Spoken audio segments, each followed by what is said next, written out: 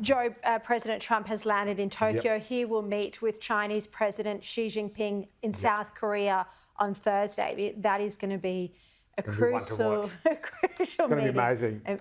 Amid the tariff war. Yeah, it's an interesting one. I mean, obviously the speculation is that Xi will back down on a plan by China to put more restrictions on the Chinese rare earth and critical minerals export market, which of course was a huge factor in Donald Trump signing the big AUKUS deal and the rare earths and minerals deal with Australia, because if that Chinese market dries up or if the wall comes down, then suddenly they have to get them from somewhere else, and we've got them as well. So that's fantastic news. But just the fact that Trump is talking, China's doing this to avoid an extra 100% tariff increase. I mean, these are just sort of crazy figures that would never have been talked about before, and that was going to come in, I think, in just a few days on November 1. Just shows, I think, how volatile the international environment is at the moment, but also how well Australia has got off. Like, we are still at that lowest 10%. It's 10% of tariffs we shouldn't have because, as the PM's going to say to ASEAN, we believe in free trade. But it does, I think, just underscore how close our relationship with the US remains, thank God, and how successful that deal last week was. Also an indication of the fact that we do have a trade surplus. Yeah, exactly right. Well, that's why we want free trade. We've got a trade surplus of $30 to $40 billion. What's more important is the fact that Australia has been called the largest aircraft carrier in the southern region. I mean, geographically, we are very important to the United States for the bases we have here, for all sorts of things that I could tell you, but I'd have to shoot you first. Things that I remember from the time I was in defence and can never speak about. But that dependency is very real, and it is much higher than whoever holds the office of Prime Minister at the time.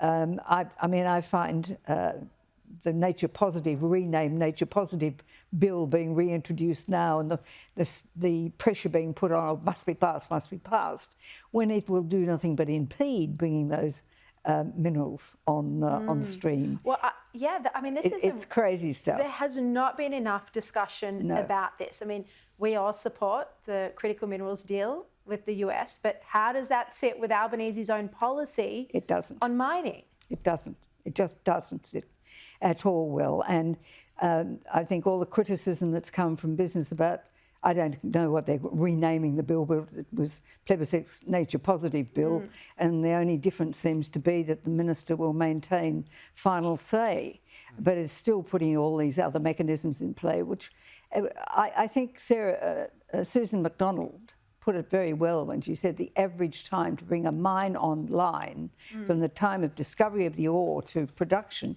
is 16 years. And there's nothing in this bill that is going to shorten that time.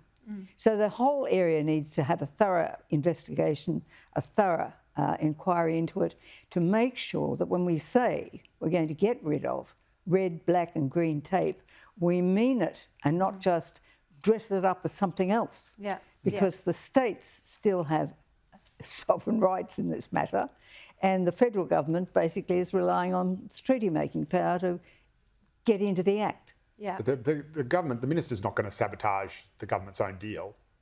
Bringing that bill in will sabotage it, Joe. You can defend it all you like. So, it's in the process. No, but the minister's not going to use any veto powers or use any of those powers to stop these projects. That's only part of the problem. There's a whole new bureaucracy being built in there. Yeah, but the minister has the final say, as you said yourself. Joe, you cannot say, it'll all be all right, trust me, because I'm a nice bloke. Doesn't work that way. No, but the minister gets to decide whether these projects go ahead. But there will be legislative hurdles in place.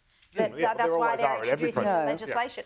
Well, let's turn to this big story today. In the US, a British commentator, Sami Hamdi, has been detained at San Francisco airport.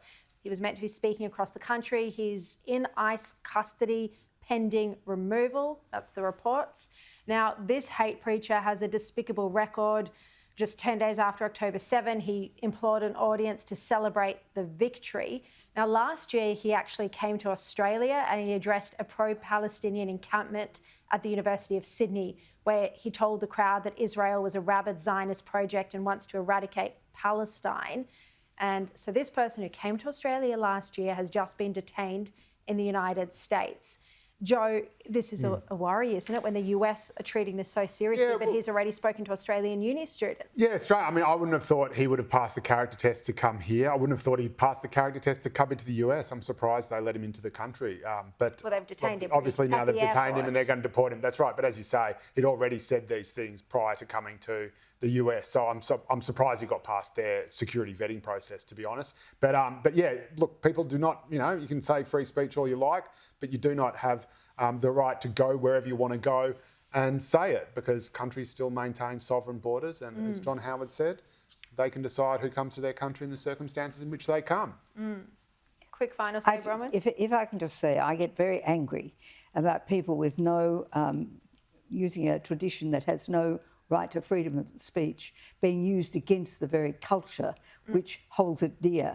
It is a Western concept. What an excellent point. And the point is, it is used and weaponised against us when we have to stand up for our values and why we have it, and call them out. That is such a good point, and I haven't heard anyone else make that. Hamas does not support free speech. They are executing Palestinians who disagree with them. Yes. But yet... we are seeing a clash of civilisations. As Professor Huntington wrote all those years ago in predicting it when the wall came down. Very wise tonight, Bronwyn. Good to see you. Good to see you, Joe. Thank you very much. You're wise Cheers. as well. Thank Don't you. worry, even if we don't always agree.